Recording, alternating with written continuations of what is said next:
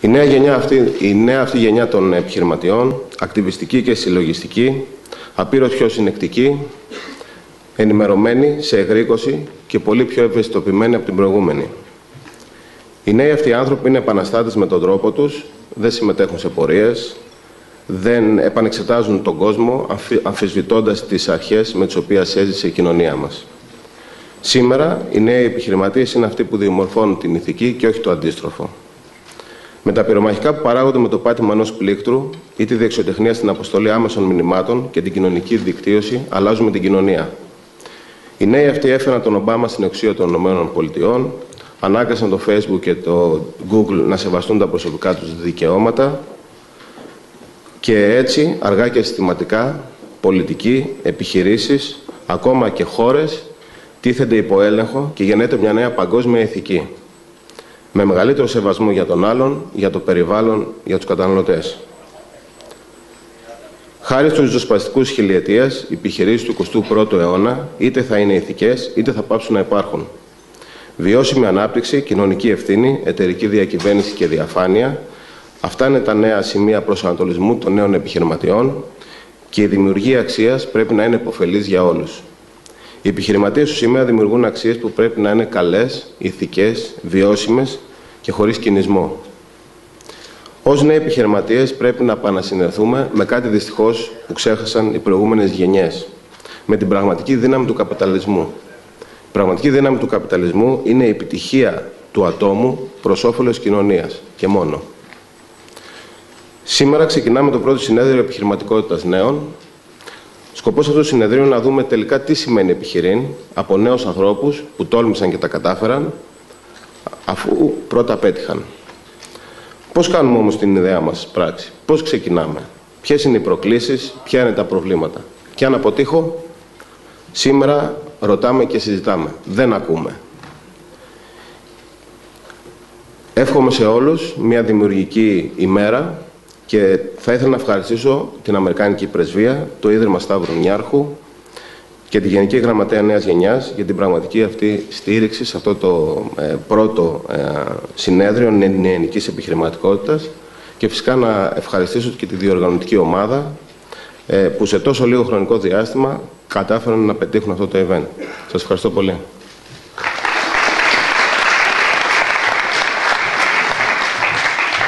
Ευχαριστούμε πάρα πολύ τον κύριο Τριαντόπουλο, τον πρόεδρο των Young Leaders, και θα ήθελα να καλέσω στο βήμα την κυρία Μυρτώ Ξανθοπούλου, η οποία είναι από το τμήμα διαχείρισης δωρεών από το Ίδρυμα Σταύρου Νιάρχου.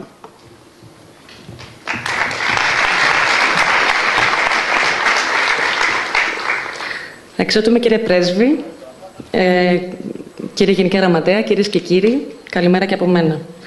Στους δύσκολους καιρούς που διανύει η πατρίδα μας, πρωτοβουλίες που ενισχύουν την επιχειρηματικότητα, την καινοτομία, τη δημιουργία και τη δράση είναι ξεχωριστής σημασίας. Περισσότερο από ποτέ, το μέλλον και η ελπίδα βρίσκεται στα χέρια τα δικά σας, της νέας γενιάς των Ελλήνων.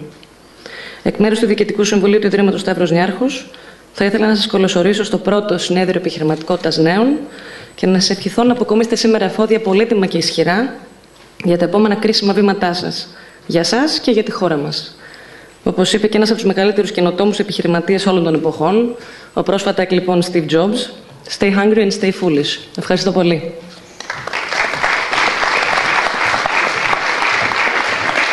Ευχαριστούμε και την κυρία Ξανθοπούλου. Να καλέσω στο βήμα τον κύριο Γιάννο Λιβανό, τον Γενικό Γραμματέα Νέας Γενιάς από το Υπουργείο Παιδείας, Διαβίου Μάθησης και Θρησκευμάτων.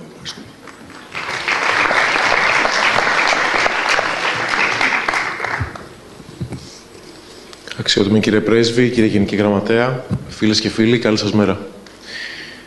Είναι μεγάλη χαρά για μένα να συμμετέχω σε αυτό το συνέδριο και να συμβάλλω στο μέτρο που μου αναλογεί στην κοινή προσπάθεια πολιτείας και ιδιωτών να αποενοχοποιηθεί και να αναπτυχθεί η νεανική επιχειρηματικότητα ως ένα αποτελεσματικό όπλο στη μάχη για την καταπολέμηση της ανεργίας και την ένταξη των νέων στην παραγωγική διαδικασία. Είναι γεγονός ότι η νέα γενιά σήμερα έχει να αντιμετωπίσει πρωτοφανείς προκλήσεις με μεγαλύτερη την απειλή της ανεργίας, καθώς στην τρέχουσα φάση της κοινωνικο-οικονομικής κρίσης οι νέοι πλήττονται περισσότερο από οποιοδήποτε άλλη ηλικιακή ομάδα. Είναι επίσης γεγονός ότι η σημερινή νέα γενιά είχε το προνόμιο να απολαύσει το υψηλότερο επίπεδο δημοκρατικής διακυβέρνησης στη σύγχρονη ελληνική ιστορία και να διαθέτει το υψηλότερο βιωτικό και μορφωτικό επίπεδο σε σχέση με τις προηγούμενες, χαρακτηριστικά που την οπλίζουν με γνώση και δύναμη, ανεβάζουν όμως παράλληλα ψηλά τον πύχη των προσδοκιών της και του επίπεδου ζωής που πρέπει να διατηρήσει. Οι νέοι άνθρωποι είναι φορείς μιας διαφορετικής κουλτούρας, νέων ιδεών και οραμάτων, ενώ αποτελούν και τη μοναδική ελπίδα η χώρα να αλλάξει πραγματικά σελίδα. Σε αυτό το πλαίσιο είναι αναγκαία η αλλαγή του παραγωγικού προτύπου της χώρας και η μετάβαση από μια κρατικοδίαιτη οικονομία σε μια πραγματική οικονομία της αγοράς, με ένα κράτος μικρότερο και πιο αποτελεσματικό, αξιοκρατικό και διαφανές, που θα επιδεικνύει σεβασμό στους πολίτες και θα στέκεται αρρωγός στους αδύναμους. Η Γενική Γραμματεία Νέας Γενιάς, ο κυβερνητικός φορέας που είναι επιφορτισμένος με τη διαμόρφωση πολιτικής και προγραμμάτων για την νεολαία, ανταποκρινόμενοι στις προκλήσεις της εποχής, προώθησε και προωθεί σε συνεργασία με το Υπουργείο Παιδείας δράσεις για την καλλιέργεια της επιχειρηματικής συνείδησης και κουλτούρας, όπως τα προγράμματα θηρίδες νεανικής επιχειρηματικότητας και επιστημονική υποστήριξη νέων αγροτών που προωθούν την καινοτομία στο αγροτικό επιχειρήν. Ενώ παράλληλα προχωράει στην προκήρυξη 2 νέων προγραμμάτων που αφορούν την νεανική επιχειρηματικότητα, το πρώτο από τα οποία θα χορηγεί υποτροφίες και ολοκληρωμένη υποστήριξη κατά τα πλέον σύγχρονα διεθνή πρότυπα σε διακεκριμένους μέσα από διαγωνισμούς νέους που επιδιώκουν να αναπτύξουν επιχειρηματική δραστηριότητα, ενώ το δεύτερο θα εστιάζει στην ανάδειξη καινοτόμων ιδεών φοιτητών μέσα από τη διοργάνωση πανελλαδικών διαγωνισμών καινοτόμων επιχειρηματικών ιδεών. Η Γενική Γραμματεία Νέας Γενιάς στηρίζει το Εκπαιδευτικό Συνέδριο των Νέων Επιχειρηματιών Ελλάδος με την επωνυμία Young Leaders τόσο ηθικά όσο και οικονομικά, από το οποίο ευχόμαστε να προκύψουν ιδέες, γνώσεις και κίνητρα που θα αναδείξουν δρόμους προς την υγιή επιχειρηματικότητα. Κλείνοντας, θα ήθελα να σας μεταφέρω τους θερμούς χαιρετισμούς της Υπουργού Παιδείας, της κυρίας Διαμαντοπούλου, η οποία δυστυχώς λόγω ανηλυμένων υποχρεώσεων δεν μπόρεσε να είναι μαζί μας, αν και όλοι γνωρίζουμε με πόση θέρμη και δυναμικότητα έχει προωθήσει την νεανική επιχειρηματικότητα και στα βήματα της οποίας στηριζόμαστε, στις ιδέες τις οποίες στηριζόμαστε και την πολιτική της οποίας ακολουθούμε όλοι εμείς. Επιπλέον, θα ήθελα να προτρέψω όλους μας να στηρίξουμε με όλες μας τις δυνάμεις το μεγάλο κοινωνικό κεφάλαιο της χώρας μας, τη νέα γενιά. Σας ευχαριστώ για την προσοχή σας.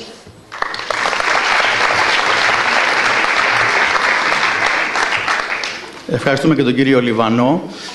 Ο κύριος Πετράκος, λόγω μιας υποχρέωσης, θα έρθει λίγο πιο αργά, οπότε απλώς θα σας πω ότι είναι ο Γενικός Γραμματέας Επενδύσεων και Ανάπτυξης από το Υπουργείο Ανάπτυξης, Ανταγωνιστικότητας και Ναυτιλίας. Εφόσον έρθει αργότερα, μπορεί να μας χαιρετήσει τη στιγμή εκείνη. Θα ήθελα να καλέσω τον τελευταίο μας χαιρετισμό, το αφήσαμε τελευταίο, αλλά είναι τη μεγάλη μας τιμή, τον κύριο Ντάνιελ Σμιθ, τον πρέσβη των Ηνωμένων Πολιτειών Αμερικής. Κύριε Σμιθ.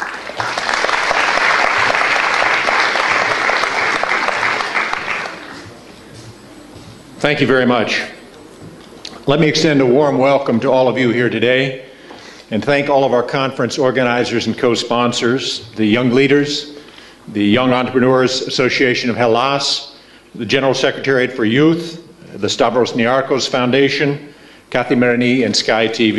We're delighted to be part of this event today. The United States Embassy is here for several reasons. First, we recognize that entrepreneurship is critical to our own economic success and to the emergence from the current economic crisis. Indeed, entrepreneurship is the single most important driver when it comes to private sector job growth in a country. Research has shown that it is new startup firms that drive job creation. Let me give you a few statistics from the United States. From 1980 to 2005, over 25 years, firms less than 5 years old in the United States accounted for nearly all net job growth in the country. In 2007 alone, firms less than 5 years old accounted for 2/3 of new jobs. But entrepreneurship does more than create new jobs. It empowers the individuals, particularly young individuals, and I'm delighted to see so many of you here today, and allows them to develop their own potential. As Secretary of State Hillary Clinton has said it, talent is universal, but opportunity is not. And that is why we need to find ways to encourage and foster entrepreneurship in order to take full advantage of all the potential of all of our people. We need to eliminate obstacles to entrepreneurship, whether that involves burdensome government regulations or corruption, or whether it involves cultural norms that discourage or prevent women or others from realizing their dreams. At its essence, entrepreneurship enables people to reach their potential, to help bring, as it used to be said in an ad, good ideas to the market. Entrepreneurship is part of America's DNA and the cornerstone of America's economic strength. And it is reflected in everything from our historical experience to our contemporary business success. Last week, we were all deeply saddened by the news of the death of Steve Jobs, the legendary co-founder of Apple Computer. Steve Jobs was in many respects a unique and gifted individual. But he was also part of a larger story of innovation and entrepreneurship that is Silicon Valley, the region that gave birth not only to Apple Computer, but to Hewlett-Packard, to Google, and to hundreds of other new and dynamic companies. The image of young entrepreneurs like Steve Jobs or William Hewlett and David Packard working in their garage somewhere in Silicon Valley is the essence of legend. Some years ago, I attended Stanford University in the heart of Silicon Valley, and one of the primary contributors to the success of an area that has become synonymous with entrepreneurship. My field of study was history. If it had been business or engineering, I might be speaking to you as a considerably wealthier individual today, and I might be talking to you as an entrepreneur myself. But the creativity and the vitality of that region had an impact on just about everybody who was there, and still does. Despite all the high-tech firms for which Silicon Valley is famous, one of the success stories that I appreciated most when I was living in Palo Alto was the story of the founding of Mrs. Fields Cookies by a 20-year-old housewife with no business experience who liked to bake cookies. Today, the business founded in 1977 with one store in Palo Alto has 390 locations in over 80 overseas locations as well. Greece was recently added to that list. I might add that at the time, I remember reading an article about Mrs. Fields Cookies, and was an interview with her husband, who said that he never expected they would make any money. He thought it would be a good tax write-off. The question is how to build partnerships among educational institutions, the business community, government, and industry to foster innovation in an environment like Silicon Valley that is conducive to entrepreneurship. Ben Casnocha, our keynote speaker today, is a young entrepreneur and author from Silicon Valley. He started his first company at 14 years old.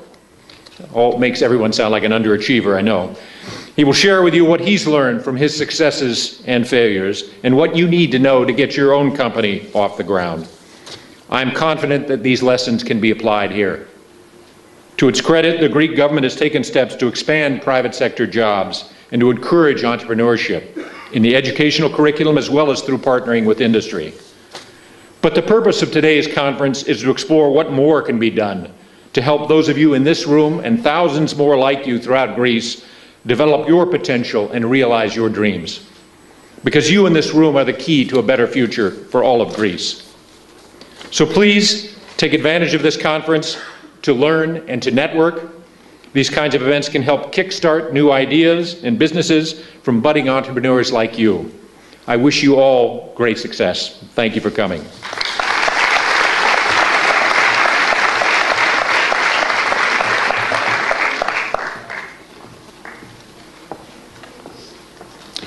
Ένα ευχαριστώ και στον πρέσβη τον ΗΠΑ για το χαιρετισμό του. Είπε λίγα λόγια για τον κύριο Καζνόχα. Νομίζω Καζνόχα είναι το επώνυμο του κυρίου του Μπεν. Να τον καλωσορίσουμε να έρθει να μας μιλήσει λίγο, θα κάνει μια σύντομη ομιλία η οποία δεν θα διαρκέσει πάνω από 20 έως 30 λεπτά και μετά θα μπορείτε να τον ρωτήσετε ό,τι θέλετε, θα έχουμε κάποια μικρόφωνα και φυσικά κάποιοι από εσάς οι οποίοι δεν έχετε πολύ καλή γνώση της αγγλικής θα έχετε και ακουστικά για να σας βοηθήσουν στην ανάλυση και την εξήγηση. Κύριε Καζνόχα.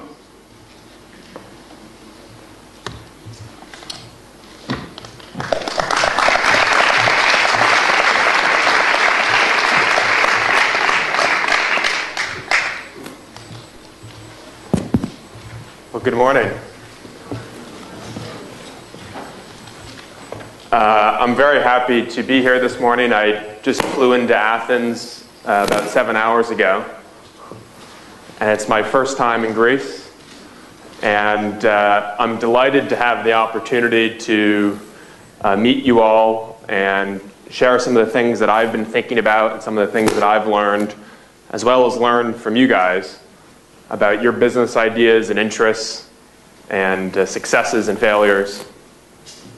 So thank you very much for coming, and over the course of the day I'm super excited about what we're going to be able to discuss and learn together. What I'm going to do is speak for about 25 minutes. First, I'm going to share with you a story about how I got inspired to begin my own entrepreneurial journey. Then I'll tell you a bit more about who I am, what I've done, and what I hope to do. And then I want to share with you some of the key principles that I think are part of entrepreneurship. And then we'll have 20 to 30 minutes for your questions, your comments, your disagreements, and we can continue that discussion over the course of the day.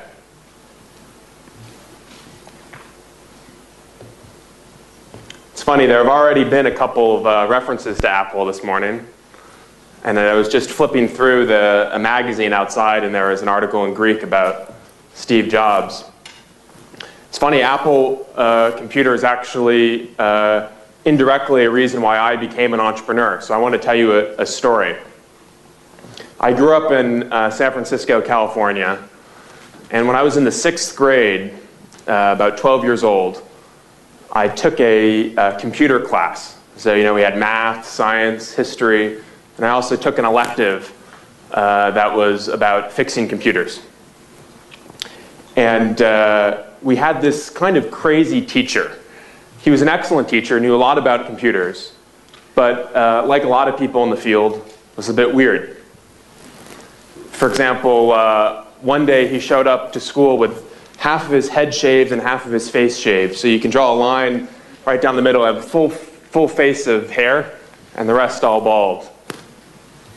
He also denied that he had a real name. He made us address him as Mac Doctor. And it was only upon graduating that he would tell us his real name, which was Ken. But I didn't know that until later. So we just referred to him as the Mac Doctor because he was a guy who fixed Macintosh computers. And at the end of the semester, the Mac Doctor told us that we would have a final exam. But in order to pass the final exam, all we would have to do is memorize and recite a poem.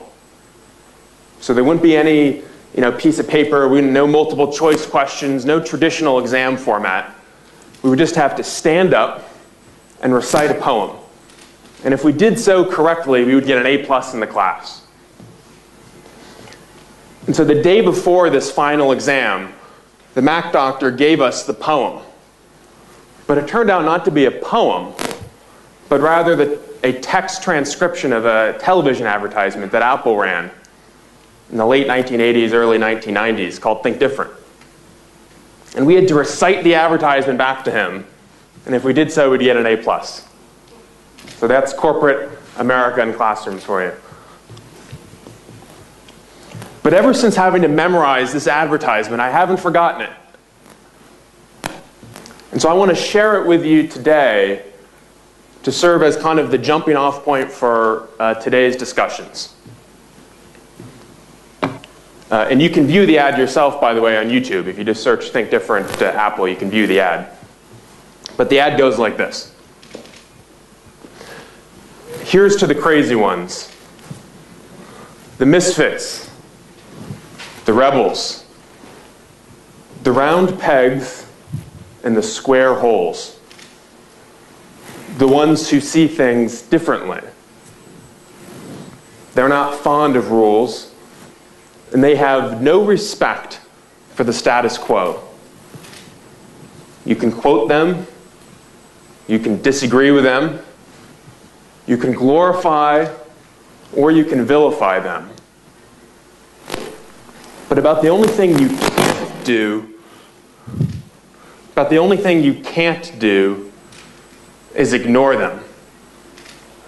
Because they change things. They push the human race forward. And while some may see these people as the crazy ones, we see genius. Because the people who are crazy enough to think that they can change the world are the ones who do. So you can imagine being 12 years old, hearing this message, and either it proving very inspiring or very confusing. Fortunately, I found it very inspiring, especially that last message. The people who are crazy enough to think that they can change the world are the ones who do. And after our class collectively memorized this poem, we asked the Mac Doctor, how do you change the world? How do you become one of those people who change the world? And he said one of the best ways to change the world is to start a business. He said people who start businesses identify problems in the world and go solve them. They identify problems in the world and go solve them. And so for the next several years, I went about my life a little differently. Instead of just complaining about problems, I tried to look at a problem and see an opportunity. This is something all entrepreneurs do. Instead of complaining about problems, they try to make money off other people's problems. And at the same time, solve it for everyone. And so some classmates and I were at an American football game, San Francisco 49ers football game, and the stadium seats were very dirty. And we went onto the city website and tried to submit a complaint to the government about these dirty stadium seats. No one answered us. No one helped us resolve our complaint. And that was one of the first problems that I identified after this computer class. And I thought to myself, maybe there's a business opportunity. Maybe there's an opportunity to help my government do a better job at managing its citizen complaints, its citizen feedback. Anyone here have complaints with their government? One or two?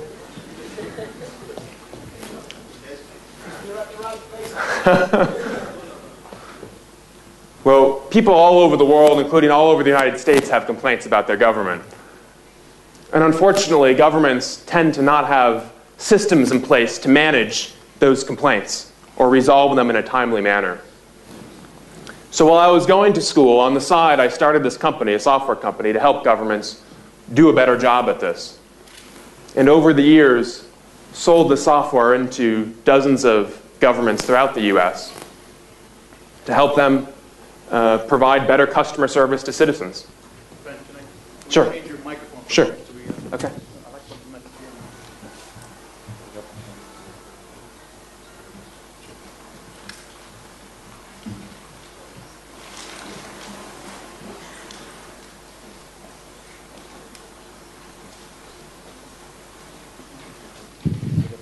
All right.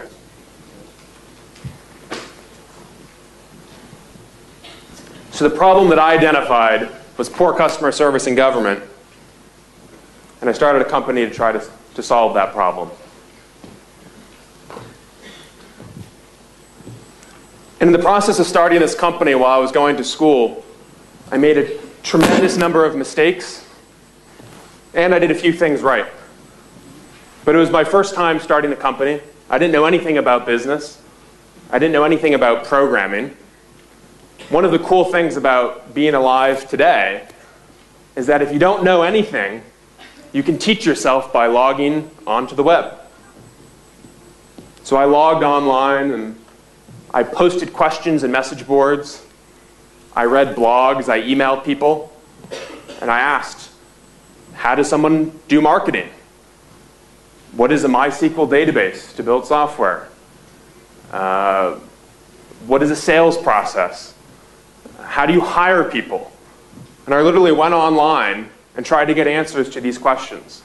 And I started cold calling people in my community, my city, business people, and asked them for advice.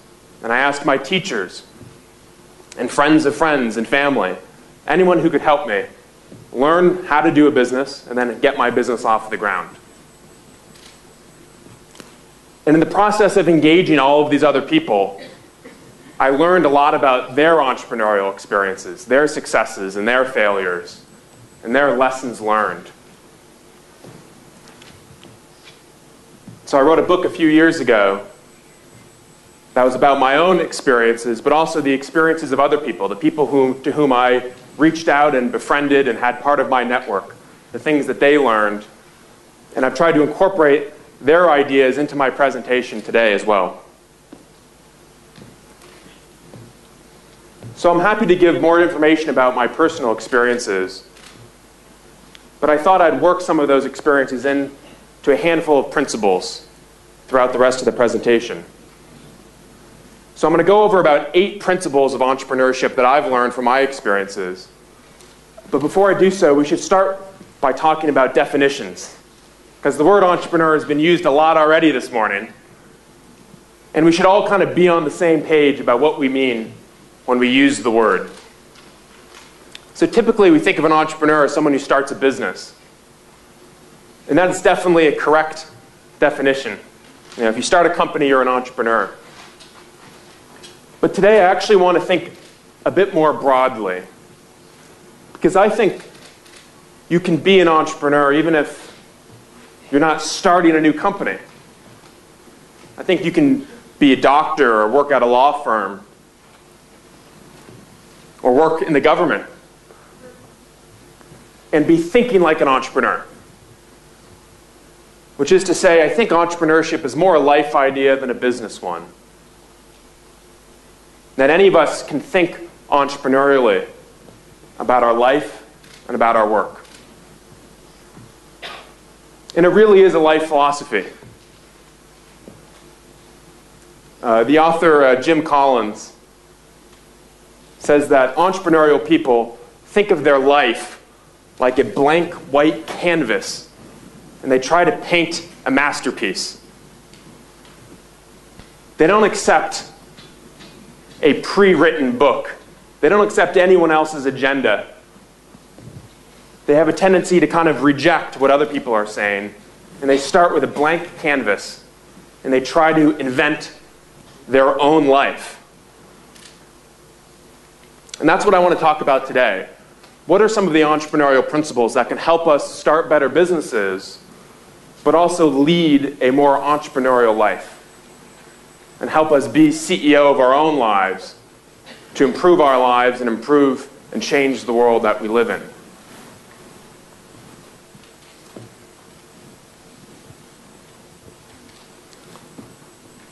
So the first principle I want to talk about is rebellion, or nonconformity.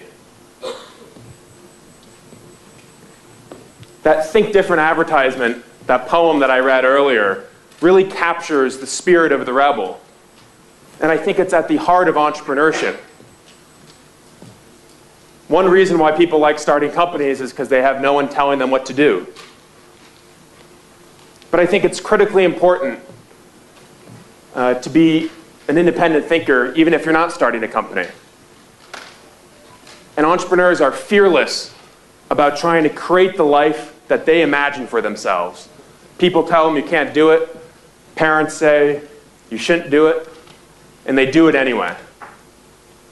So there's kind of this rebellious spirit.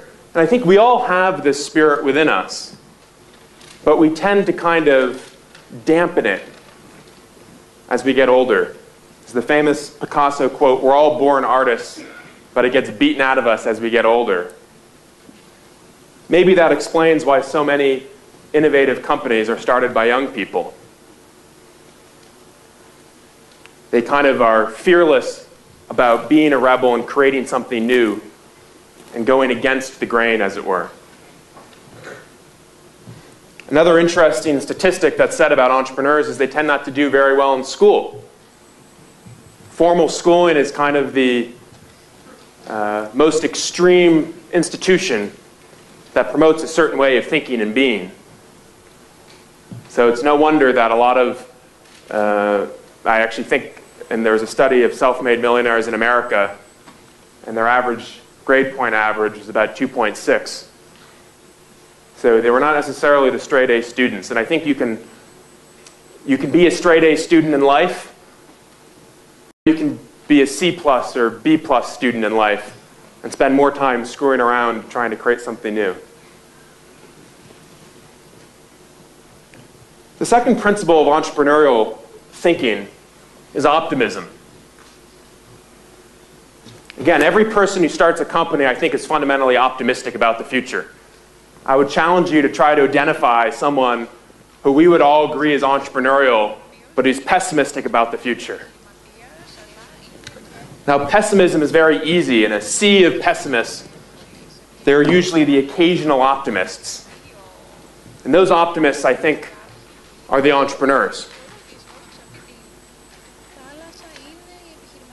It can be hard to be optimistic. But I do think it's a choice. I don't think it's something you're born. You know, some people believe like you're born pessimistic or optimistic. Well, you're certainly born with tendencies. I do think optimism can be thought of as a skill. Like I do think you can train your mind to be more positive. And there have been studies and books written about how to do this. For example, how to explain events to yourself, external events. But I think optimism is key. And I think all entrepreneurs believe that tomorrow has a chance of being better than today. Entrepreneurs believe tomorrow will be better than today. And I think one of the best ways to become more optimistic is to hang out with optimistic people and kind of be infected by their mindset and their viewpoint. I've always loved the line that you are the average of the 5 people you spend the most time around. That is, the people you spend time with really do shape who you are and who you will become. And the mindset of those people, I think, is very important. If you think about who do I spend most of my time with during the day, how are they influencing me? And are they influencing me in a way to be more positive and more optimistic? And the health benefits of optimism are well documented. And the business benefits of being optimistic and selling a vision to your customers and selling a vision to the industry and to partners and to people you want to hire to your business. All that takes a fundamental positive mindset.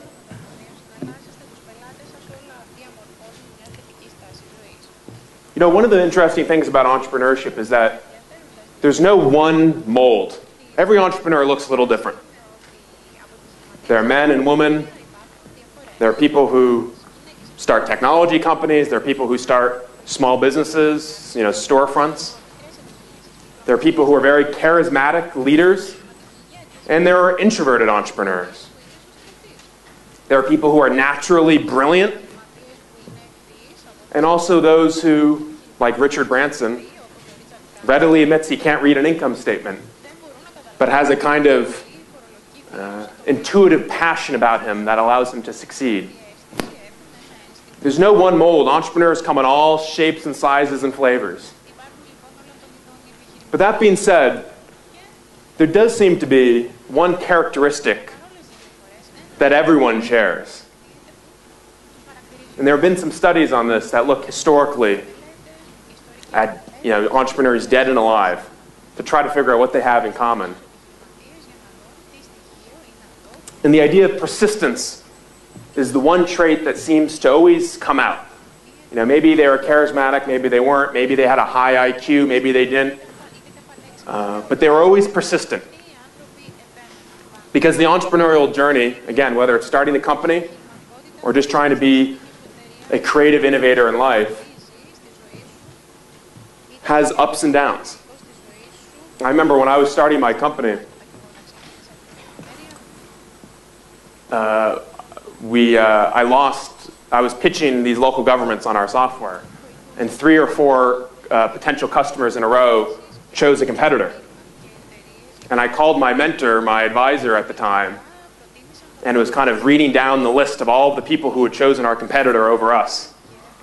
And I went down the whole list, and then there was kind of silence on the other line.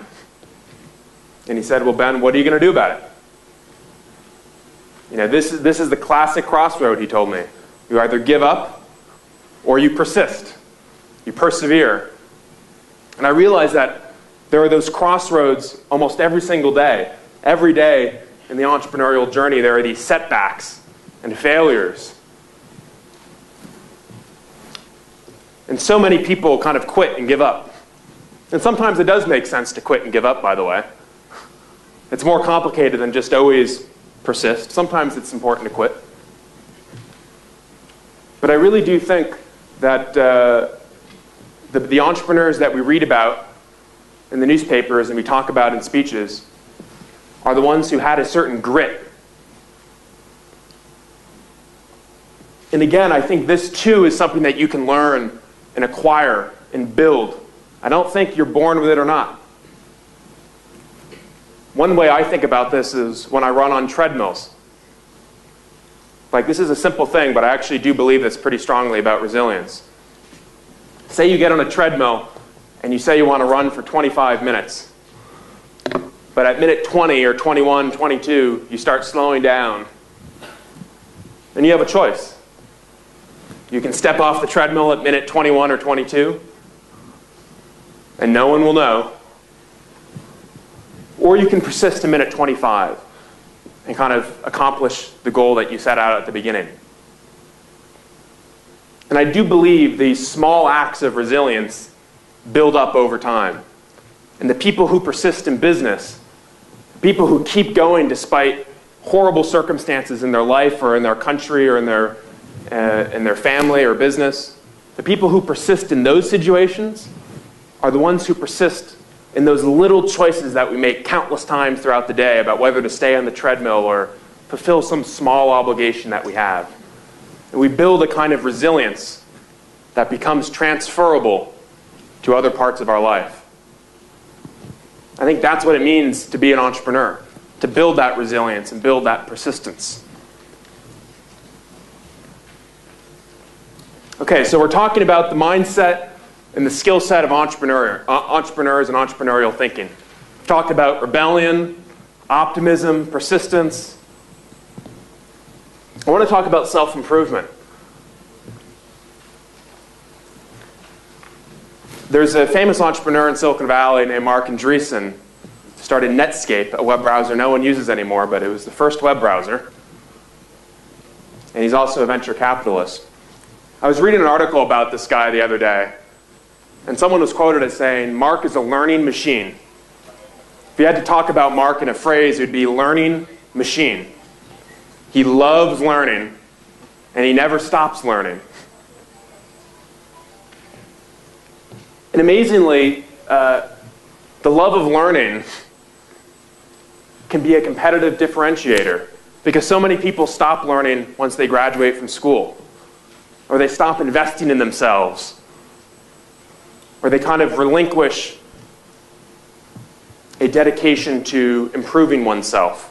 You know, we spend the first 20 or 25 years of our life, most of us, committed full-time to learning, right? Going to school every single day.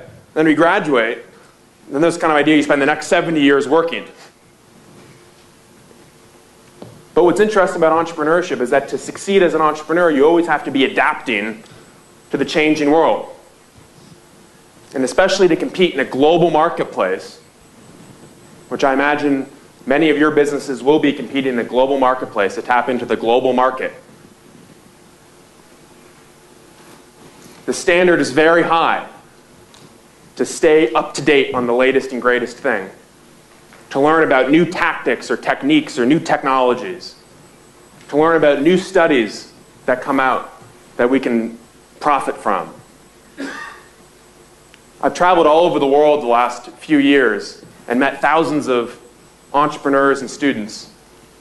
And I always come away feeling very impressed, very inspired, but also very motivated myself to keep growing.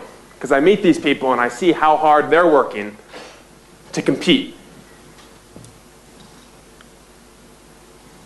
And I really do think there is a set of people that when they wake up in the morning, they ask themselves, will I go to bed tonight smarter than what I was when I woke up?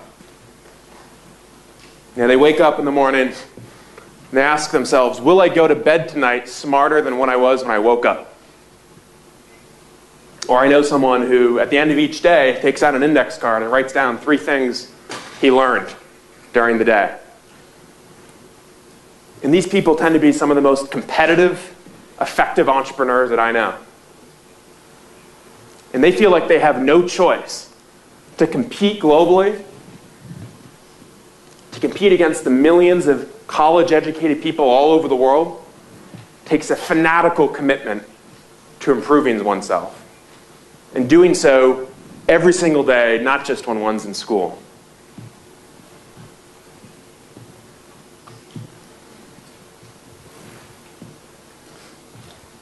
Okay, let's talk about adapting, because one of the key themes in entrepreneurial discussions is around business plans. And I think business plans are an important exercise to go through. I wrote a business plan when I started my first company. It helps you kind of flesh out the business idea, think about what you want to do. But plans have to adapt, right? In this new book that I've been working on that comes out in February, we have this kind of trifecta phrase that we repeat over and over throughout the book. You change, the competition changes, the world changes. You change, the competition changes, the world changes. And I remember when I wrote my first business plan, by the time it came out of the printer, a part of it was already out of date.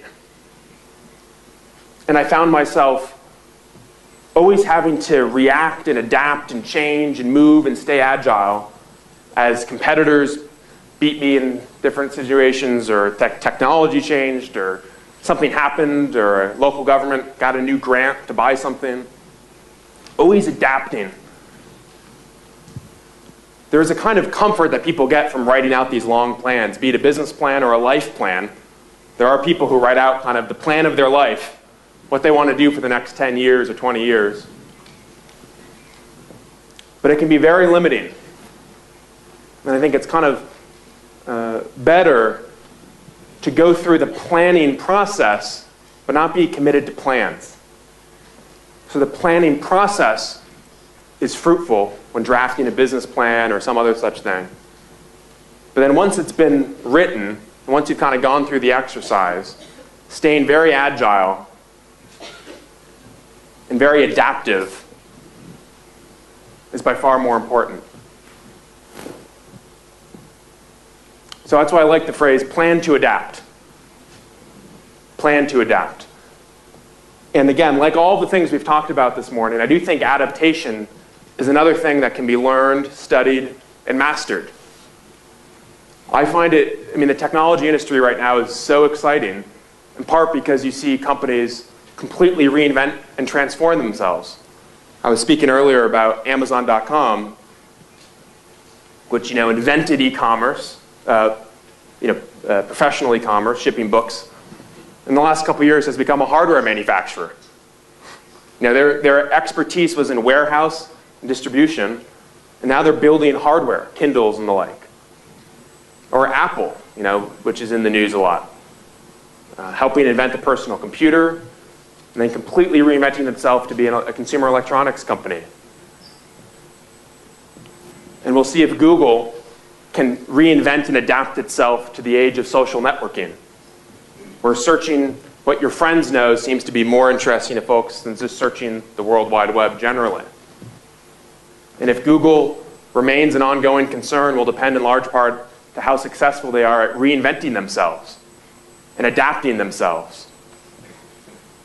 And again, I think this is such an important life idea more than a business one. I've seen people who were a lawyer for 5 or 10 years, and they have to reinvent themselves because business has dried up and launch an entirely new career. And because they go into it knowing that they'll probably have to adapt and change, they're able to do it. But it's the people who don't think they have to change, we think they only have to invest one time in getting some degree in some field or learning a certain type of skill. And then they resist change and then blame someone else for their problems. Successful entrepreneurs are always adapting their business to meet the changing needs of the market. And I think people in general, the ones who make it, tend to have a similar commitment to evolving themselves in response to change.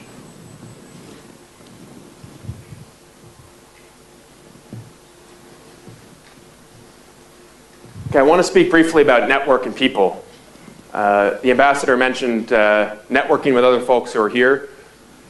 This is a terrific opportunity to meet other people interested in similar sets of ideas, to share information, share advice. One of the things that I think makes Silicon Valley work is how collaborative people are with each other, even with competitors. It's not unusual to see someone from eBay sitting with someone from Yahoo at lunch, or someone from Microsoft and someone from Google kind of sharing notes. An attitude of collaboration, of sharing, of openness, of asking for advice, of giving advice. This is a surprisingly rare habit, I've found, but entrepreneurs do it really well. Because starting a business is so hard, and it's so likely that you'll fail, that it's so important to always be asking people for feedback and advice and, hey, what do you think? Can you help me here? Can I help you? I think about this as network intelligence. You know, there's the information you get from books and magazines, but a lot of the most important issues in our lives, we get help on from other people.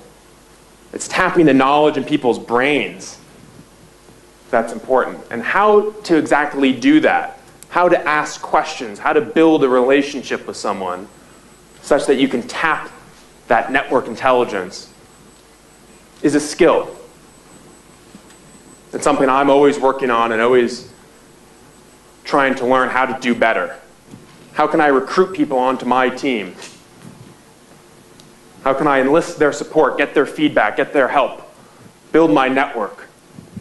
When I started my company as a teenager, as I said, I didn't know anything about business. And I relied heavily on mentors and advisors and people in my network to help me get going. And again, I didn't have a network, so I had to build one, as we all do. And as my needs changed, so did my network. You know, the network is a living, dynamic thing. It's not, you know, your college classmates and then for the rest of your life. It's given my needs and issues right now, who do I need to have kind of in my network supporting me and whom I can support in turn. Okay, my final point for the morning is around action and experimentation. There's this great book called The Knowing-Doing Gap that came out a couple decades ago. And the basic premise was, we all know what to do, we just don't do it.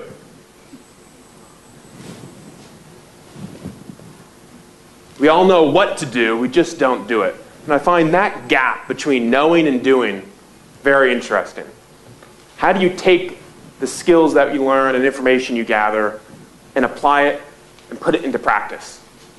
Like, we can spend all day today talking about starting businesses and entrepreneurship, but probably 90% of people, this is just a general statistic, you know, don't really do anything afterwards. Right? And they think about it a little bit, but don't actually do anything.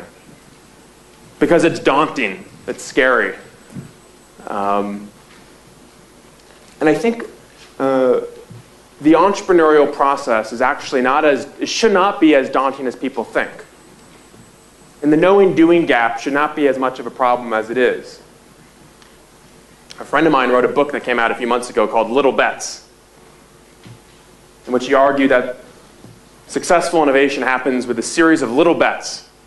Not big bets, not bet my life savings on a business idea. Common misperception of entrepreneurs, right? As these kind of cowboy risk takers. No, in fact,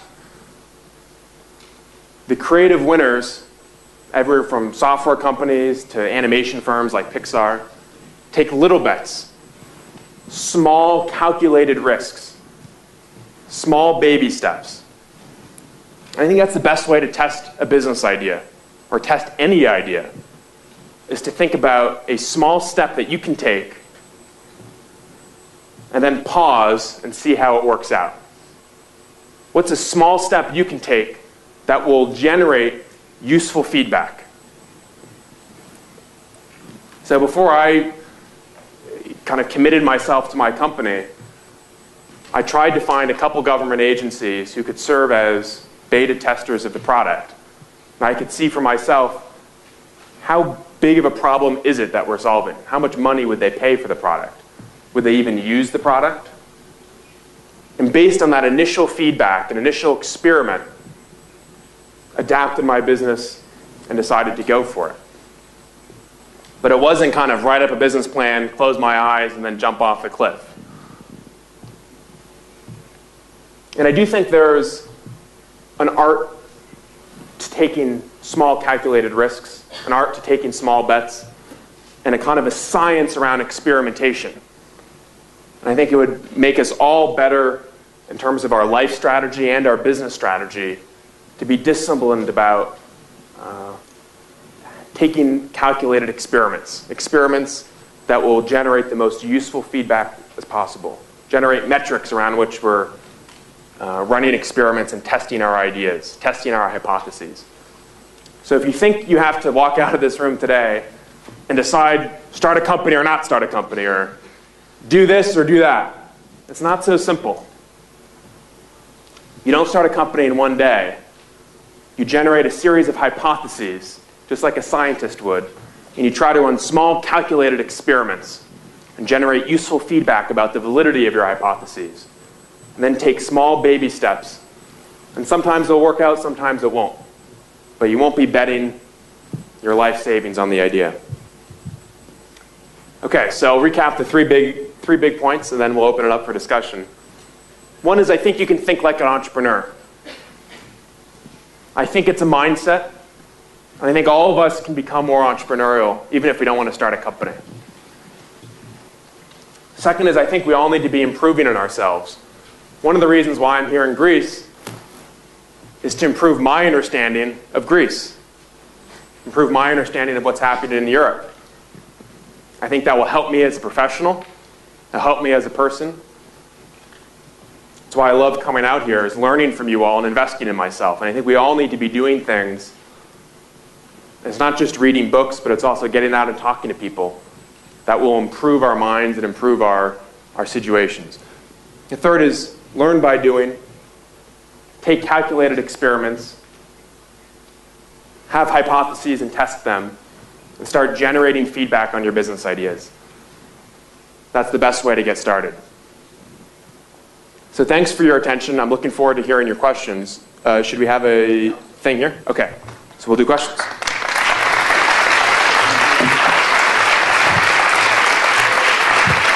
Is that yours? Ναι. Θα ανοίξουμε για ερωτήσεις.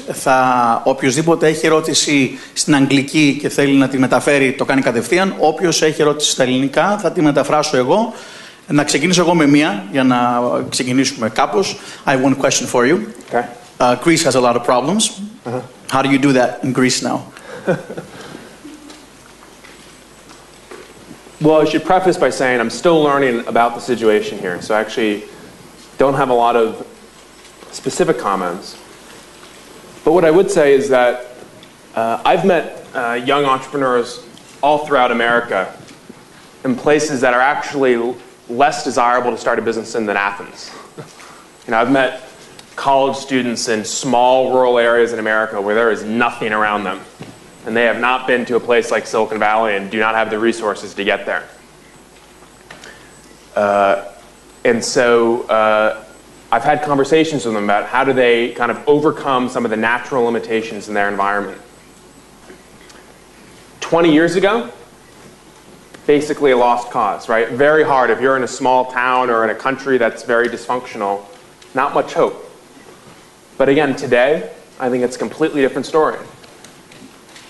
Take the point about peer network and relationships and people.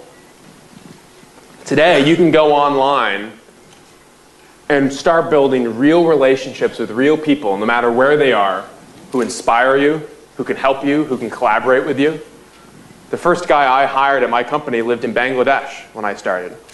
Here I am in the heart of Silicon Valley, and yet the best guy who I could find at the price that I could afford was a college student in Bangladesh. Found him online, traded thousands of emails with him, never met him. But it was very much the classic internet outsourcing story. And I think that's what's cool about living today. It matters where you live, but even if you live in a country that has challenges, you can tap a global network. It'll take a little work, but there are so many communities to tap into and international resources, and you're going to have to anyway to sell to the global market. And so I think it's a challenge, but it's not a challenge. It's a challenge that lots of people face and lots of people deal with successfully. Thanks, Ben. Κάποια άλλη ερώτηση? Έχουμε ναι, ο κύριος, να μεταφέρουμε το μικρόφωνο.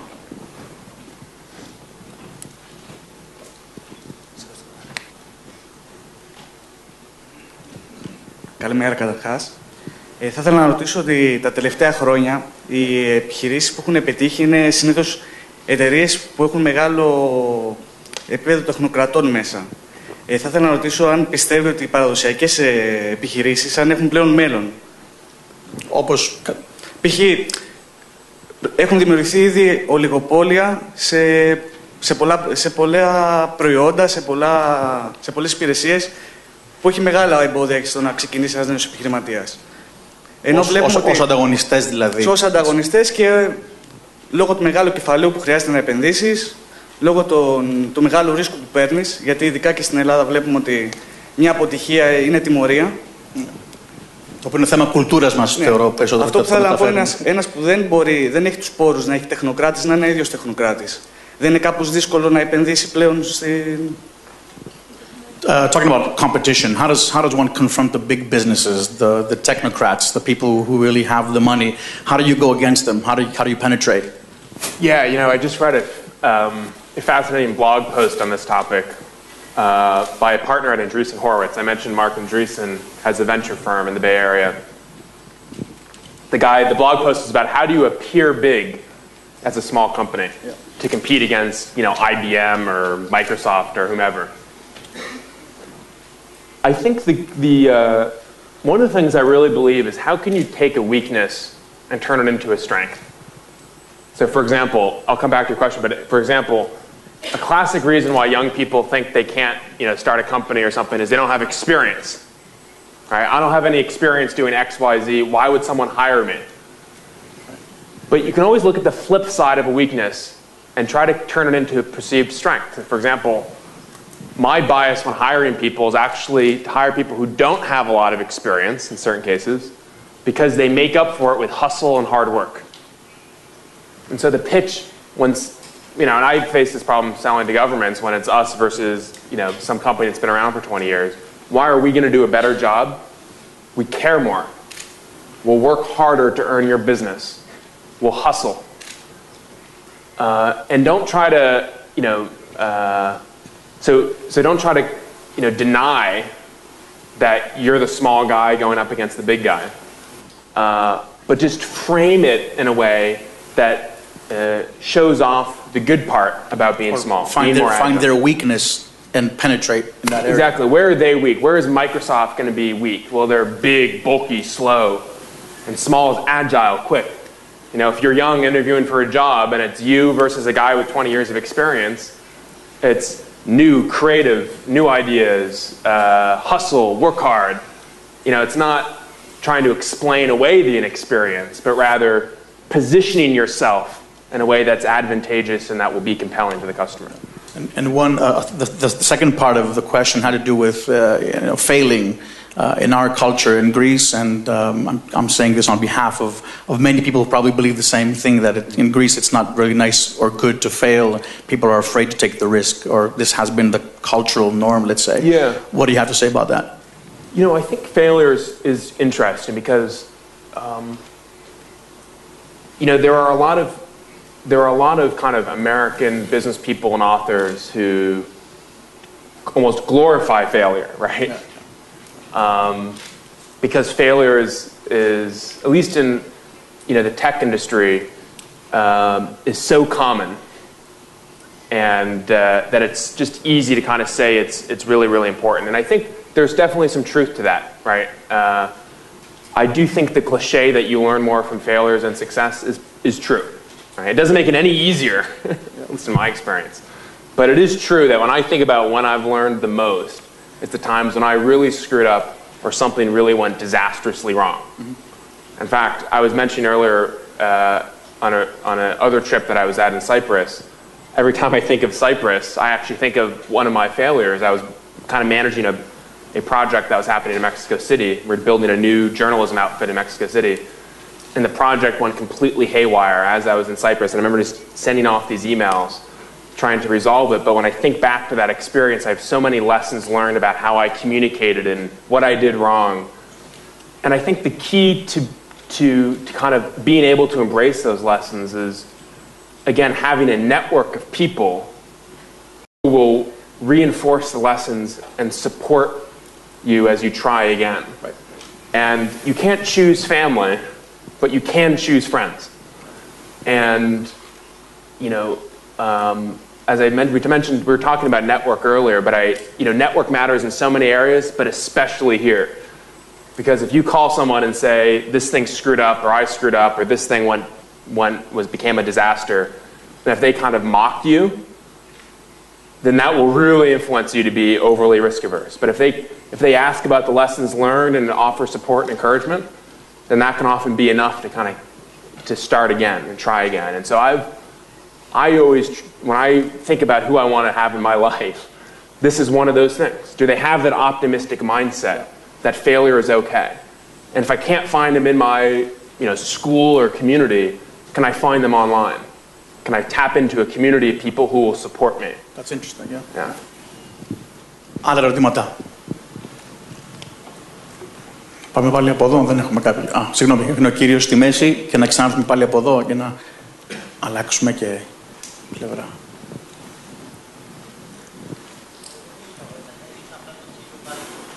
Συγγνώμη, είναι η προβολή δυστυχώς και δεν λείπω καλά, συγγνώμη.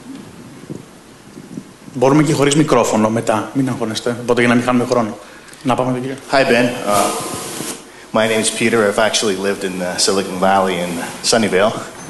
So I'm from your part of the world. I wanted to ask you, I found it very interesting when you said tapping into the knowledge of people's brains. I feel that that is very important, and I was interested in finding out what methods could new entrepreneurs follow to try to create that network and find people that can give them information. Do you have like some kind of a guide as how we could go for that and where we could find people that could help us? Yeah, I think there are kind of two scenarios. There's the scenario of you have a specific issue that you're dealing with.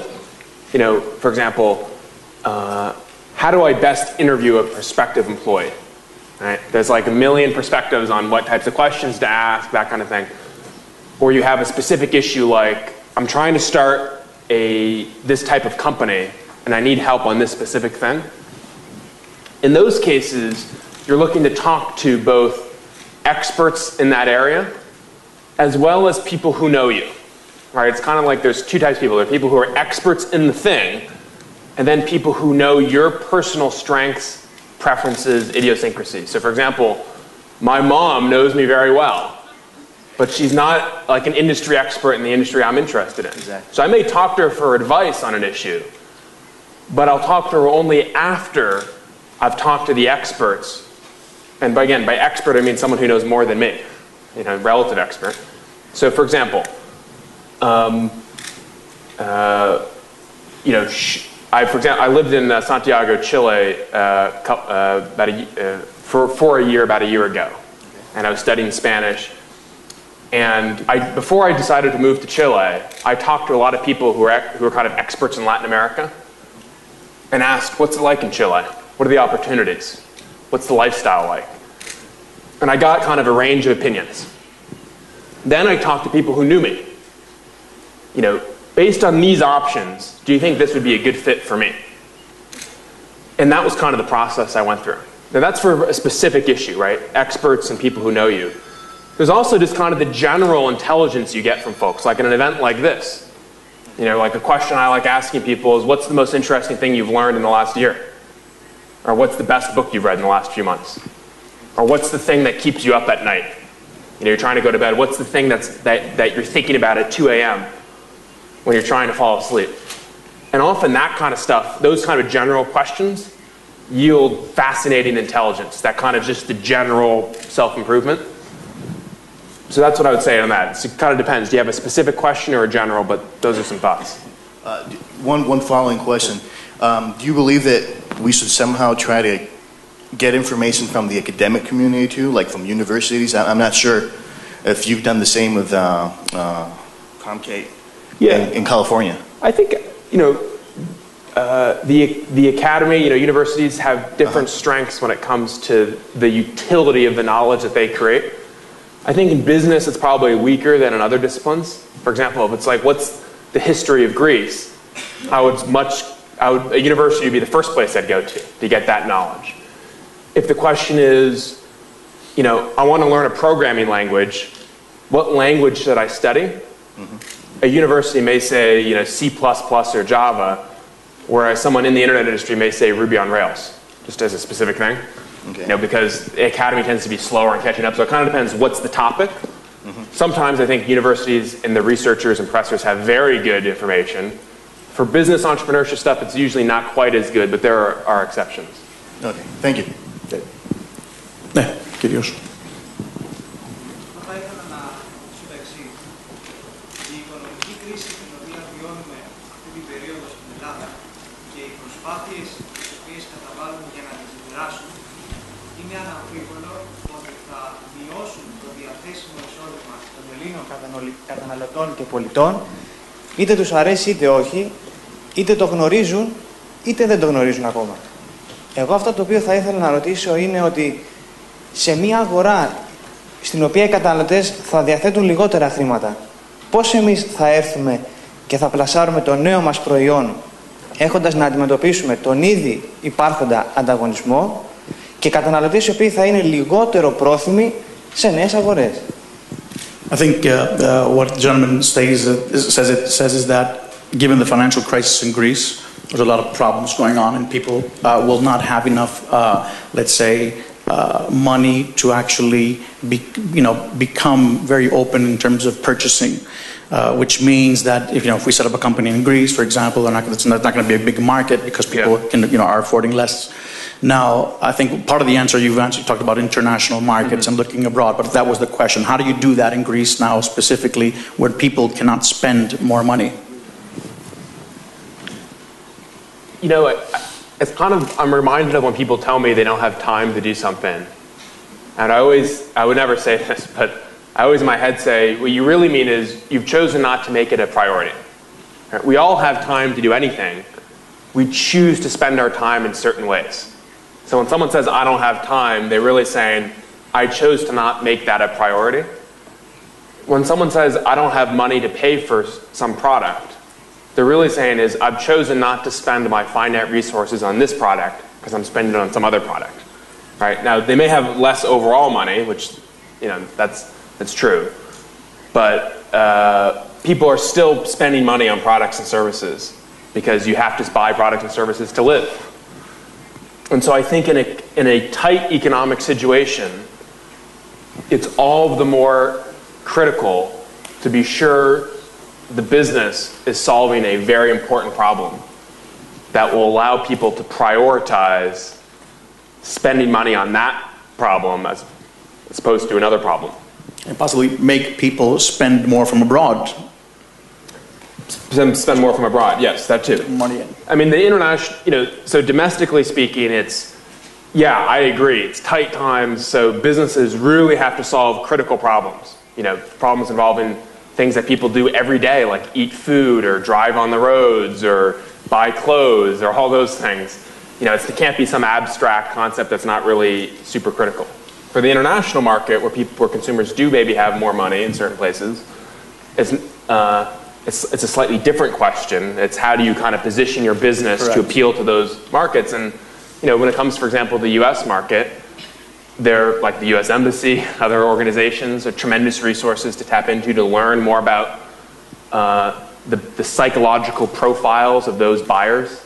You know, what is a French consumer going to want to see before he or she buys? What's an American consumer, an American business going to want to see? And in my experience, not just embassies, but there are lots of organizations devoted to precisely this issue, helping entrepreneurs take their business international. I have a friend in the Valley who does this, helps Latin American companies come to Silicon Valley. All she does is help Peruvian and Chilean entrepreneurs sell to American companies. And that's her whole business. And you pay her to do it, but she really helps you sell the product. So those are some thoughts about it. Ο κύριος δίπλα νομίζω. Εντάξει, έχεις καλυφθεί. Ναι.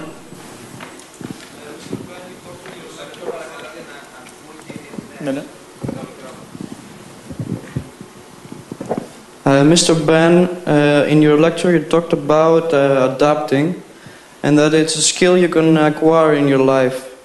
But how really can you learn the skill? Good question.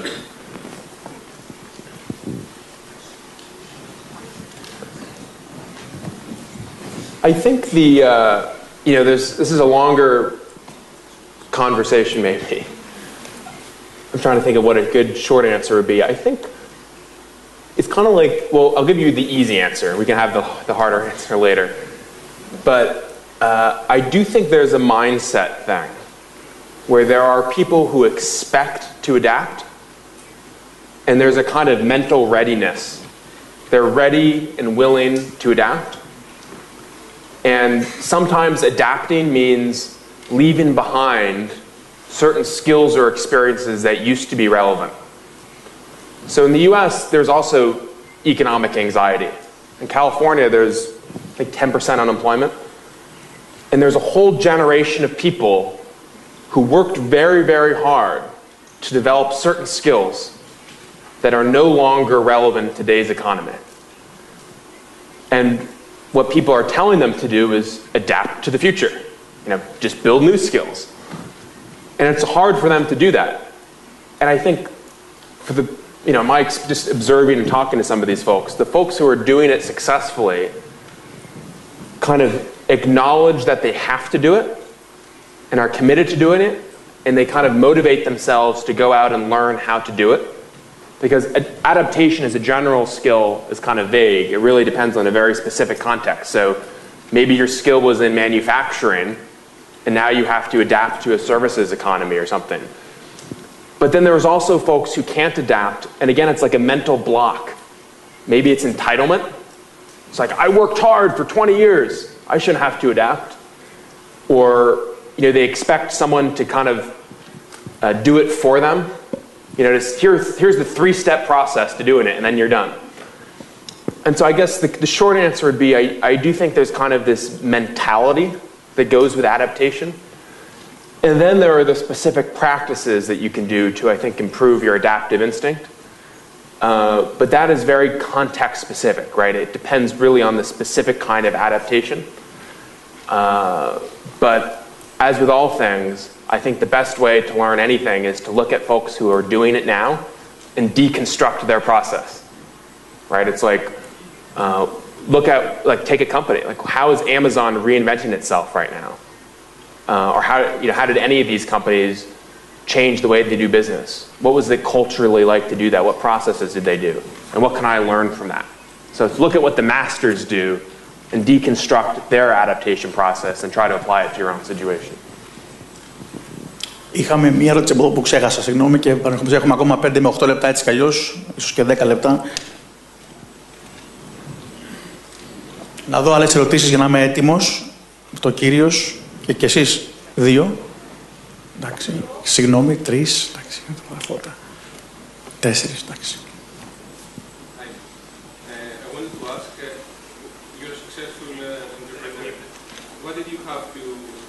Ανοίξτε λίγο το μικρόφωνο. I can hear him. Okay, well, the translator can. Okay. No, δύο. So you're a successful entrepreneur. What did you have to sacrifice to become a successful entrepreneur? It's a good question. It's a good question. I think, I have a friend who views the world through trade-offs. It's like he always is talking about the trade-offs inherent in any decision, or any benefit always has an associated cost. And I actually do find that the notion of trade-offs is very absent from discussion of politics. Like, at least in America, every election, people want everything. They don't want to sacrifice anything.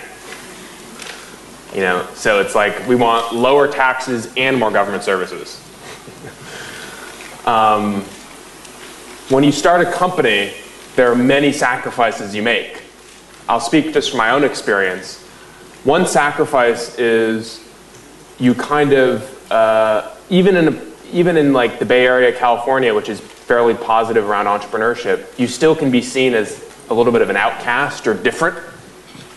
You know, if you try to build a life that's different from what your family's done or what your friends are doing, you might sacrifice something in terms of your social life in the short term. Now, I think you can build a new social life in the long term, but I know a lot of entrepreneurs who, you know, kind of strike out on a lonely path. And that's why it's so important to build that network. But I think kind of the social dynamics and peer pressure and being alienated or seen as weird is one sacrifice. Another sacrifice is, you know, time, blood, sweat, and tears. Like, it takes a lot of work to do it. And a lot of people don't want to work hard, right? A lot of people would rather kind of sit in the beach or work 9 to 5 and collect a paycheck and, you know, live off government pension. And, you know, to start a company, you're sacrificing a lot of free time to try to realize your vision. Now, I would say it's worth it. Even if it doesn't work out, I still think it's worth it. But that's a sacrifice, yeah, a lot of people aren't willing to make. Thank you. If I may, a follow-up question, kind of. Do you believe that in the modern world, the model one man starting an empire is still is obsolete? Or started an empire, like a corporate empire? Yeah, corporate empire, like one man, because in the past we had many men like that and women like that. But do you still believe that one can start a company alone and with persistence and grow it big, or he needs the help of others to begin with? Oh, but in terms of, do you need other people to help start? I mean, I think there's no question that it's a team sport, and that, you know, entrepreneurs don't agree on everything, but they do agree that recruiting top people is absolutely key. And, you know, I think to answer the question, I don't think you can build an empire alone. I think the best entrepreneurs are able to hire people who are even more talented than themselves, and they can kind of make the team cohere and work as a team. And that's a skill. Not a lot of people have that skill. But I look at the killer CEOs, and yeah, they're very bright and hardworking, but they're really able to drive a team towards collective pursuit of some goal. 3 με 4 ερωτήσεις που είπαμε πριν για να μην σας ξεχάσω. Ο κύριος πρώτα, ναι. Μετά είναι ο κύριος μπροστά από τον κύριο, η κυρία στη γωνία, έτσι. Και μετά από εδώ είχαμε μια ερώτηση. Καλημέρα. Θα τελειώσουμε με αυτές τις 4 και αν έχουμε χρόνο και αργότερα θα συνεχίσουμε. Καλημέρα σας. Όταν ξεκίνησε ο κύριος Μπεν κάποια επιχειρηματική δραστηριότητα, υπήρχαν προοπτικές. Και χρήμα βεβαίως, γιατί δεν διανύαμε οικονομική κρίση τότε. Την εποχή που ζούμε και στην οικονομική κρίση που βρισκόμαστε, θα έκανε κάποια επιχειρηματική κίνηση?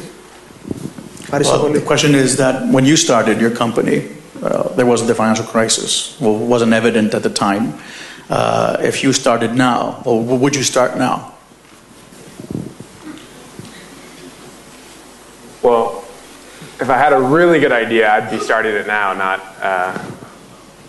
I wouldn't necessarily talk, I mean, I would be doing it now. So I don't have a very specific idea that I think is killer in this economy. But I do think that we should think globally. And if we think globally, there's actually cause for optimism and tremendous business opportunity. So for example, you know, in the last couple decades, maybe 1 billion people have, it's probably a little high, but hundreds of millions of people have joined the global middle class, right? Especially in Asia. And so you think from a business, you have hundreds of millions of people who now have disposable income to spend on products and services. And it's, everybody and their brother is trying to sell to China. It's not just China. Globally, even in Latin America, a region I know pretty well, there are just entire generations of people who for the first time are buying a car, for the first time are buying multiple computers and wanting to spend on products and services. And so yes, there's a financial crisis, and that has kind of global implications. But I think my long run take on business opportunities, there's more than ever. There's tons of people with money to spend, and there's tons of problems for entrepreneurs to solve.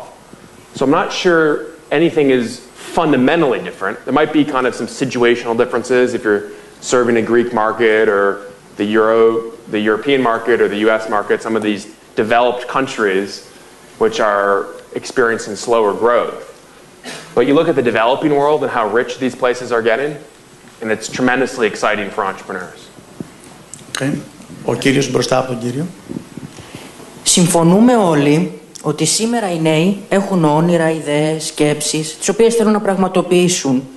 Με την παρούσα όμως κατάσταση, πώς θα μπορέσουν να τις πραγματοποιήσουν όταν αφενός δεν μπορείς να βρεις μια θέση εργασίας με την παρούσα κατάσταση και όταν τελειώνεις το σχολείο και μετά δεν ξέρεις αν αυτό που έκανες, αν αυτό που επέλεξες ο ίδιος να κάνεις θα έχει προοπτική στην αγορά εργασίας. Πώς θα μπορέσουμε να τα κάνουμε όλα αυτά? Συμφωνώ μαζί σας. Πώς θα γίνουν όμως? Θεωρώ ότι έχουμε απαντήσει εν μέρη, αν δεν κάνω λάθος, για το θέμα της κρίσης, για το πώς μπορούμε να το αντιμετωπίσουμε. Αλλά κάτι το οποίο μπορούμε νομίζω να ρωτήσουμε και τον Μπεν έχει να κάνει με το θέμα του ότι μαθαίνουμε κάτι και μετά όταν βγαίνουμε στην αγορά εργασίας αυτό έχει ίσως πεθάνει. Ακριβώς. Και έχουμε πρόβλημα για το πώς ανταποκρινόμαστε. Αυτό νομίζω αξίζει τον κόπο να το ρωτήσουμε. You kind of covered the first part of the question, so we don't have to spend time there.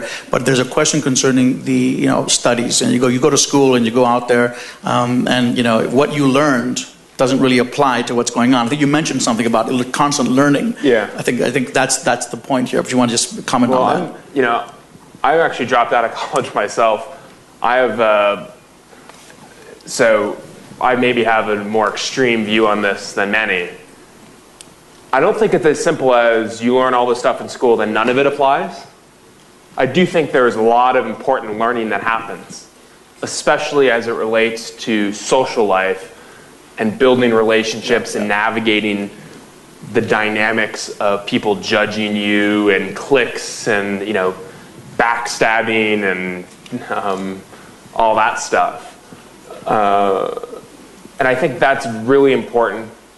I think that's like if I had to do it all over again, go back to college or something, I'd really focus on trying to continue to hone my understanding of how humans think and act in groups and how people build relationships. In terms of the practical knowledge, yes, much of it, gets outdated pretty quickly. So just keep on going and learning and updating your knowledge. Yeah, I mean, even if it were relevant, super, super relevant, it would still become outdated. And so, there's so much knowledge. Like go on Wikipedia. I mean, I love Wikipedia. It's my favorite website. You just click random article, and it's just like endless knowledge.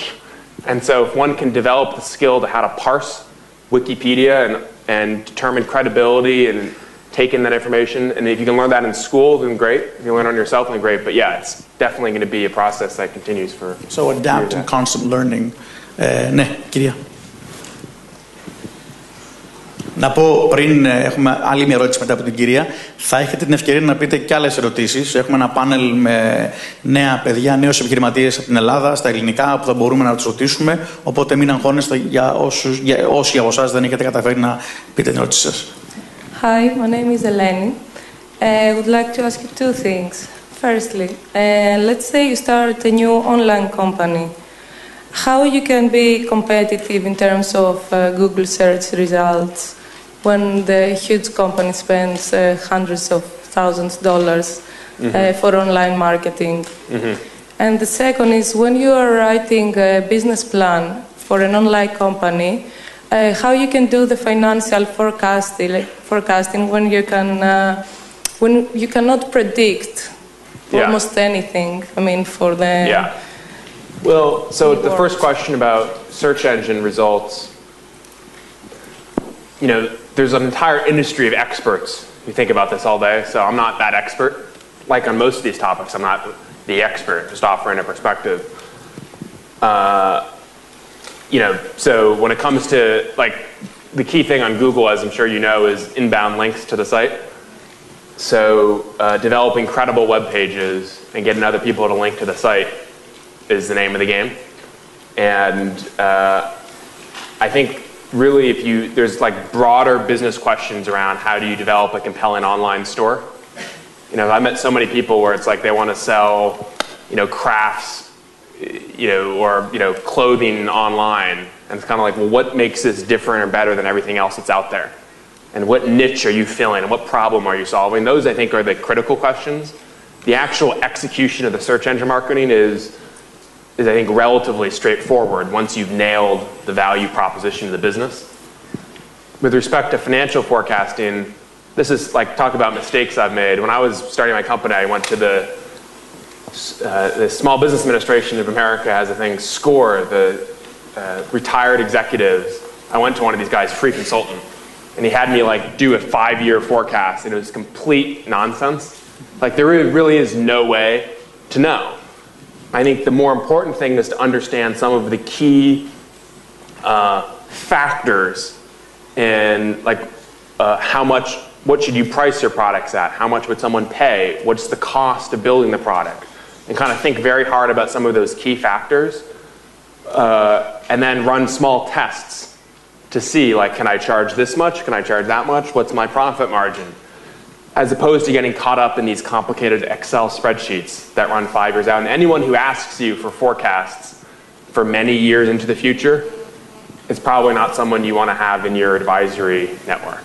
And of course, as you go on, I think, because you mentioned something about adjusting things and changing things. So if the site if it's online, you'll have more traffic, and then you can adjust the traffic and build on that, I think. Is that correct? Yeah. Okay, well, one more question from this side. I think the gentleman in the red shirt. Oh, so we have 2 questions. I'm sorry about that. We'll try to keep it very short. Okay, very short. 2 questions. One, the person. Welcome, Ben. My name is Nikos, and I would like to ask you, in the process of networking and tapping people's brains and so on, should one be intent on protecting his idea, especially in the field of internet technology, which you were involved in? Yeah, I think, basically the idea here is you should talk about your idea to everyone who can be helpful and nobody else. Right. But the universe of people who can be helpful is a very big universe. Mm-hmm. So, for example, anyone who showed up this morning, took the time to come here and spend several hours thinking about these ideas is probably self-selected as extremely motivated, and would probably be a good person to talk to. If it's just walk down the street in Athens and bump into random people, probably, maybe, but maybe not very helpful to talk to. So I think people who can be helpful with feedback, be open, talk about your ideas, get feedback, without make it better. But random strangers, no point. Right. Okay, thank you. Μια τελευταία ερώτηση για να κλείσουμε το πρώτο κομμάτι.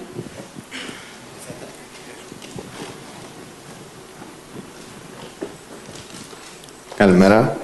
Στα πλαίσια της οικονομικής κρίσης και συγκεκριμένα στη βιοτεχνία, βλέπουμε ότι δεν έχει υποστηριχτεί καθόλου από τον κρατικό μηχανισμό και υπάρχει μια γενικότερη παρακμή. Στην αρχή ξεκίνησε με κλείσιμο μικρών επιχειρήσεων και βλέπουμε μεγαθύρια πλέον να κλείνουν.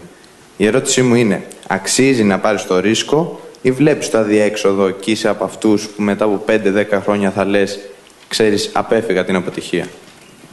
In the textile industry, the small businesses in Greece now are not necessarily online. I think the question has to do more with production of products and textiles and all that stuff. Would someone invest in this area in Greece and then look back after a few years and say, well, I took my risk, but I failed or whatever? Or, do you think there's potential there? I'm not super familiar with the specific niche. I think if there's a business opportunity, savvy entrepreneurs would be interested in investing in that area. But it kind of all comes down to execution. Like as we've talked about, the industry can be fertile, the idea can be good, but can you execute on a specific opportunity that's very attractive to investors or other entrepreneurs? That's the question. Plus the fact that some smaller businesses are closing, but that doesn't mean that there's not a market out there for them. Yeah, I mean, generally I think it's better to ride kind of macro trends. You know, it's better to ride a wave than, you know, be engulfed by a wave. So if you think about the big trends in the world, you know, the rise of Asia, the rise of the internet, within the internet, mobile technology, social technology, GIS, you know, there are kind of these big trends that I think if you can play in those markets, even if the idea of business is not very good, you can kind of be pulled up by the momentum. And there are definitely opportunities in these other niches and industries, and tons of industries. But it comes down to the specific execution of the opportunity. Νομίζω δύο μηνύματα που παίρνουμε από τον Μπεν πριν κλείσουμε και να τον ευχαριστήσουμε είναι βλέπουμε το πρόβλημα και το κάνουμε επιχείρηση, που είναι πολύ ωραίος τρόπος, πολύ απλός τρόπος, αλλά πραγματικά έτσι είναι. Βλέπεις ένα πρόβλημα. Έχω ένα πρόβλημα, να το λύσω. Και από εκεί ξεκινάει και γεννάται μια επιχείρηση. Και το γεγονός ότι δεν κοιτάμε μόνο εσωτερικά την Ελλάδα, έχουμε προβλήματα, αλλά η αγορά είναι πολύ μεγαλύτερη. Το έχουμε ξαναπεί αυτό, το είπαμε και για τα online companies και όλες τις εταιρείες οι οποίες είναι μέσω διαδικτύου. Και όχι μόνο όμως, γιατί αν η αγορά έρχεται προς τα έξω, το έσοδο, τότε σίγουρα υπάρχουν προοπτικές. Πρέπει να είμαστε αισιόδοξοι, θα συνεχίσουμε να είμαστε αισιόδοξοι. Να πούμε να ευχαριστώ. Thanks very much for coming to Greece. All right. Very important for us.